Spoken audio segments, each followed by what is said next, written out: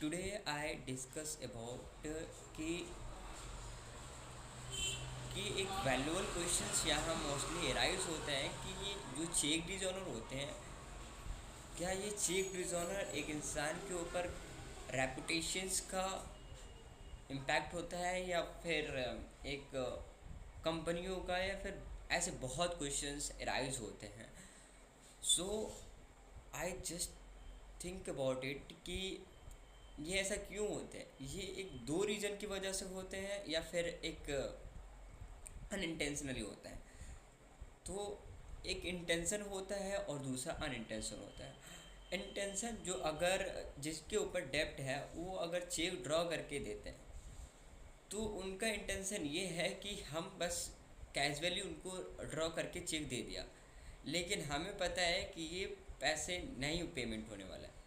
तो ये एक इंटेंशन होता है। तो ऐसे एक केस में ना हम उसे क्रिमिनल डिफेंस इम्पोज करते हैं। बाकी जो अनइंटेंशन होते हैं, अनइंटेंशन हम चेक ड्रॉ कर दिया और हम पे आउट करने के लिए दे दिया, ठीक है, लेकिन अनफॉर्चुनेटली वो चेक डिसऑनर हो गया। रीज़न इज़ एनी थिंक, लेकिन बात जब आएगी कि वो अनइंटेंशन की है इंटेंशन, तो अगर ऐसे केस में अनइंटेंशन होगा तो वो अपने आप को क्रिमिनल डिफेंस करेगा, मतलब वो अपने आप को डिफेंस करेगा कि मेरा कोई ऐसा इंटेंशन नहीं था।